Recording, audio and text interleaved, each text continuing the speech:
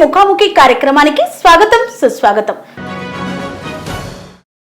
ఈనాటి మన ముఖాముఖి కార్యక్రమంలో జై భారత్ నేషనల్ పార్టీ మహిళా అధ్యక్షురాలు అనంతలక్ష్మి గారు మనతో ఉన్నారు. మరి ప్రస్తుతం రాజకీయాలతో అంతా ఆంధ్రప్రదేశ్ తెలంగాణ హీటెక్కిపోతోంది. మరి ఈ రాజకీయ పరిణామాల మధ్య జై భారత్ నేషనల్ పార్టీ ఏ విధంగా ముందుకు సాగుతుంది అనే అంశాన్ని వారి మాటల్లోనే అడిగి తెలుసుకుందాం. నమస్కారం అండి. నమస్తే. నమస్తే అమ్మా. నమస్తే. ఎలా ఉన్నారండి? హ్యాపీ.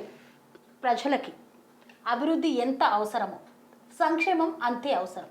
అలాంటి సంక్షేమం పైన జై భారత్ నేషనల్ పార్టీ ఎలాంటి ప్రణాళికలను రూపొందించింది? అసలు సంక్షేమాన్ని ఎలా అందించనుంది? సంక్షేమం ఉంటేనే కదా అభివృద్ధి, అభివృద్ధి ఉంటేనే సంక్షేమం. రెండు లేని దానికి ఏముంటుంది? అందుచేత మనము ముందు అభివృద్ధి ఏం చూడాలి? అభివృద్ధి చూడాలి.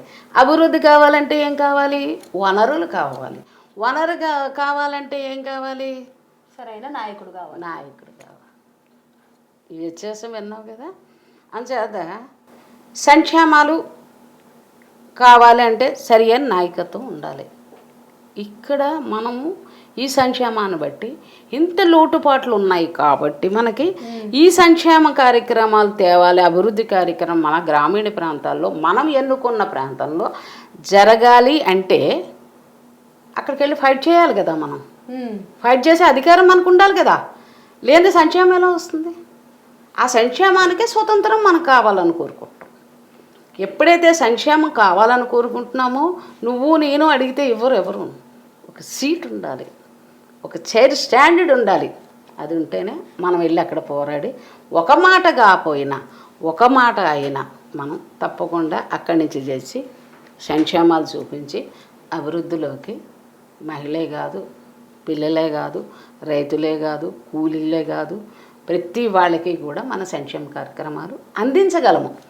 ఈ అభివృద్ధి లేకపోతే నువ్వు సంక్షేమం చేసినా ఒకటే, సంక్షేమం గురించి మాట్లాడినా ఒకటే. ఈ నాయకులందరూ అభివృద్ధి లేదు, సంక్షేమం లేదు. ఇంత మునుపు మనం ఏరియాలో వెళ్తుంటే పచ్చడి చెట్లు, చక్కగా పొలాలు, అవి సంక్షేమం అంటారు దాన్ని. సంక్షేమం అంతా ఎండిపోతుంటే ఇంక సంక్షేమం అభివృద్ధి ఎలా వస్తుంది? ఒక రైతు ఎగ్జాంపుల్ తీసుకుందాం. రైతు ఒక 2 ఎకరాల్లో వరి వేసాడు, 1 ఎకరాలో వెజిటేబుల్స్ వేసాడు, 1 ఎకరాలో లీవ్స్ అదే కాయకూరలు అది ఆకుకూరలు అన్నీ వేసాడు. దాన్ని పండించాలంటే నీరు కావాలి. నీరేది? విత్తనాలు తెచ్చుకుంటున్నాడు, వేసుకుంటున్నాడు. ఆకాశంగా చూస్తే ఆకాశం ఎప్పుడు కురుస్తుంది? ఆ టైం రావాలి. వర్షం రావాలంటే ఆ టైం రావాలి. వర్షం గురించి ఎదురు చూడాలి. అందుచేత వీళ్ళు ఏం చేయాలంటే పోలవరం ప్రాజెక్టులు అన్నారు, అవి పక్కన పెట్టేశారు. మహిళా సాధికారిత అన్నారు, అది పక్కన పెట్టారు. రైతు సంక్షేమం అన్నారు, అది పక్కన పెట్టారు. ఇప్పుడైతే తులం బంగారం అంటున్నారు. ఎక్కడ పెట్టుకోవాలి? ఆ బంగారం ఇచ్చి మళ్ళీ వాళ్ళనే పంపిస్తారు. కొట్టేసారంటారు, బాబు అలాగే ఇచ్చాం వీళ్ళందరికీ, మళ్ళీ కొట్టుకు పట్టుకొచ్చేయండి అంటారు వాళ్ళని. అంటే రాక్షస పరిపాలనకి మనం ఎంచుకోవడానికి ఏమీ లేదు ఇంకా. ఓకే. అంచేతనని ఈ సంక్షేమం కావాలంటే మన సంక్షేమం గురించి మాట్లాడుకుంటున్నాం కాబట్టి వ్యవసాయం ముందు ఫస్ట్ మనం బతికేది వాటరు, సెకండ్ అన్నం. ఈ 2 లేకపోతే మనిషి బతకడు. ఈ 2 కావాలంటే మనం ఏం చేయాలి? పోరాడాలి. ధర్నాలు చేయి, దండలు వేసుకో, ఎన్నో చేయి, ఏమీ రావు. మన న్యాయ పరిపాలన ఎంచుకోవాలి. రైతు బాగుంటే మనం బాగుంటాం. రైతు బాగోపోతే మనకు ఉపవాసాలే. ఆ రైతు సంక్షేమం ఏదమ్మా? ఈ సంక్షేమాలు ఎక్కడొచ్చాయమ్మా? సంక్షేమాలు ఉన్నాయా? ఎవరన్నా పోని, నేను కాదు, ఎవరన్నా సంక్షేమం జరుగుతుందని చెప్పమనండి అమ్మా. మనం చూద్దాం చక్కగా. అబ్బా వచ్చిందా సంక్షేమం అనుకుంటా. ఆశలు నెరవేరేది ఏమీ లేదు. అన్ని మాటల వరకే ఉన్నాయంటారు. మాటల వరకే, ప్రమాణ స్వీకారాల దాకే. తర్వాత గెలిచిన తర్వాత 1 ఇయర్ దాకా బయటికే రారమ్మా వీళ్ళు. ఇక ఎండలో తిరిగిందంతా రెస్ట్ తీసుకుంటారు. ఇప్పుడు చేసిన పాదయాత్ర వాళ్ళు పాదయాత్ర ఎక్కడ చేస్తున్నారు? అంటే సభలన్నీ పెట్టి అలసిపోతున్నారు. ఏసీల్లోంచి కారుల్లోంచి దిగుతారు, 10 నిమిషాలు స్పీచ్ ఇస్తారు, మేకప్లతో వస్తారు, మళ్ళీ అలసిపోయి ఏసీ కారులోకి వెళ్తారు. అలసిపోయే వాళ్ళు ఎవరు? జనం.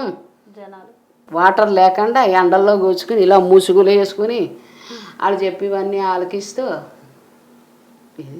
ఇదే వచ్చిన మన ప్రజలు మనమే మన గొయ్యిలు మనం తీసుకుంటున్నాం. మార్పు రావాలి. ఈ సంక్షేమం అభివృద్ధి కావాలని అనుకుంటే మీ ప్రజలందరూ కూడా మార్పు తెచ్చుకోండి. ఈ ఒక్క ఛానలే కాదు, ఆల్ ఛానల్ అన్నీ కూడా ఈవేళ స్పీచ్ వెళ్తే ప్రతి వాళ్ళకి మార్పు వస్తుందని నేను మనస్ఫూర్తిగా ఆనందపడతాను. ఇంకా కాదంటావా, మండు టెండ్లో వెళ్ళి ఎలక్షన్ ముందు మన ఇద్దరం మాట్లాడదాం అన్నట్టు మాట్లాడదాం. 10 రోజులు ఎలక్షన్స్ ఉందనగా మనం వెళ్ళి మనం ఎండలో మాడిపోదాం, చేద్దాం కార్యక్రమాలు. తప్పకుండా జేడీ లక్ష్మీనారాయణ గారి గురించి కష్టపడతాము. సంక్షేమం వీటి గురించి చెప్పాం కదా, నాయకుల గురించి. ఇదే మన గౌరవనీయులైన జై Bharat national party JD Lakshminarayana గారు అయితే ఏసీలో కూర్చోడు ఆయన. ఎందుకు చెప్పమంటావా? అది ఓ పాయింట్ ఉంది. ఎందుకని? ప్రజలకి మనం వాగ్దానం ఇచ్చాం అని వీళ్ళు హృదయంలో ఉండిపోతుంది. ఆ వాగ్దానం చెల్లించాలి. వాళ్ళు ఆనందంగా ఉంటే అప్పుడు నేను ఏసీలోకి వెళ్ళి కూర్చుంటాను. అందరి నాయకుల్లో మనస్తత్వం కాదు జేడీ లక్ష్మీనారాయణ గారు. ఇది పొగడతలు కాదు, వాస్తవం అంటారు. వాస్తవాలు ఇవి. పొగడతలు నేను ఎవరిని పొగడను, మీరేమనుకోకండి. వాస్తవాలు ఇది. ఆయన పాదయాత్రలే చెయ్యి ఏమి చెయ్యి, ప్రజలకు మాత్రం అనుకున్న ఈ విధి విధానాలన్నీ ఆయన తప్పకుండా నెరవేరుస్తారు. జై భారత్ అని పార్టీ పెట్టుకున్నారు అందరూ, అశేష జనం కూడా జైలు కొడతారు తప్పకుండా. ఇది నా సంకల్పంతో మాట్లాడినవి, ఇవన్నీ నా హృదయం నుంచి వచ్చినవి. ఎవరో మాట్లాడమంటే మాట్లాడేది కాదు ఇవి. తప్పకుండా ఇంకా కష్టపడాలి. టిక్కెట్లు అందరికీ ఇచ్చేయండి సార్. శుభ్రంగాను మహిళలకి ఆ గ్రామీణ ప్రాంతాల్లో ఉన్న గ్రిప్పు చూడండి, ఆ మహిళకి ఇవ్వండి. వాళ్ళ ఫ్యామిలీలో 5 మెంబర్లు వేసినా ఆవిడ ఓటు వచ్చేస్తుంది. వాళ్ళ తరఫు వాళ్ళు వచ్చిన పెద్దండ్లు పిల్లలు చుట్టుపక్కల వాళ్ళందరూ మా అమ్మ నిలబడ్డదు ఆనందంతో ఉన్న ఓటేస్తారు. ఇది మాత్రం మీరు లిటికెంట్గానే మీరు ప్రయోగిస్తే ప్రతి గ్రామంలో మనకి ఓట్లు పడతాయి. ఓకే, అంటే మహిళలకు ముందు ఎక్కువ ప్రాధాన్యత ఇవ్వాలని కోరుకుంటున్నారు. అన్ని పార్టీలు చూడు, అసెంబ్లీలో మన ఆంధ్రప్రదేశ్ అసెంబ్లీలో అందరం మగవాళ్ళే. ఒక రోజా గారును ఆవిడెవరు అంతే. అలా మనం చేయగలుగుతాం. ఓటు గెలిపిన జేడీ లక్ష్మీనారాయణ గారు దాంట్లో నేను పోటీ చేశానని గర్వంగా చెప్పుకునే మహిళా సోదరిమణులను ఎంచుకోండి. మీరు మహిళా సోదరిమణుల ఆశీస్సులు తీసుకోండి. 90 ఏళ్ళు ముసలుగా ఉన్న ఆ ఏరియాలో గ్రిప్ ఉందంటే అందరూ చుట్టుపక్కలకి వచ్చి, గ్రామీణ ప్రాంతాల్లో ఏంటి ఒక ఆవిడ కూర్చుంది అనుకో చుట్టూ చేస్తారు. మా అక్కకి ఇచ్చారు, మనందరం మా వేయాలి, మా వాళ్ళందరూ ఏం చేయాలి ఓట్లు అని ఓట్లు పడతాయి. ఇది లిటికెంట్. అంచేత డబ్బులు మనం పెట్టద్దు, హృదయాలే అర్పిద్దాం. తర్వాత మనం వాళ్ళకి చేసిన తర్వాత పంచపక్ష పరమాన్నాలు వడ్డిద్దాం మన జై భారత్ తరఫున. తప్పకుండా నేననేది మళ్ళీ పార్టీనేకి నేను బతుకుంటే తప్పకుండా జై భారత్ లక్ష్మీనారాయణ గారిని మళ్ళీ నేను వెళ్ళి కలుస్తాను. ఈ పథకాలన్నీ ఆయన నెరవేరుస్తారు. మీ ఛానల్లే చూపెడతారు. ఆవేళ జై భారత మహిళా అధ్యక్షురాలు మాట్లాడారు, జేడీ లక్ష్మీనారాయణ గారు ఈ కార్యక్రమాలన్నీ చేస్తున్నారు అని. మీరే నన్ను పొగడద్దు, సార్ని పొగడండి మీరు. ఓకే, సో జై భారత్ నేషనల్ పార్టీ మరి ఇదే విధంగా ఇచ్చిన వాగ్దానాలను మర్చిపోకుండా ప్రజల చెంతకు వెళ్తూ ప్రజల్లోనే ఉంటూ ప్రజా సమస్యలను ప్రతి ఒక్కటి తెలుసుకుంటూ పరిష్కరించే దిశగా జేడీ లక్ష్మీనారాయణ గారు నీతి నిజాయితీగా నిబద్ధతతో ఈ పార్టీని స్థాపించి ప్రజల్లోకి వెళ్తున్నారు. కాబట్టి ఇచ్చిన ప్రతి హామీని నెరవేరుస్తారని మరి ధీమాగా అనంతలక్ష్మి గారు వెల్లడిస్తున్నారు. మరి సో జేడీ లక్ష్మీనారాయణ గారిని అనంతలక్ష్మి యొక్క సంకల్పంతో చెప్తున్నానని అంటున్నారు. మరి అదేవిధంగా ప్రజలు ఆశీర్వదించి గెలిపించాలని మనస్ఫూర్తిగా కోరుకుంటున్నాను.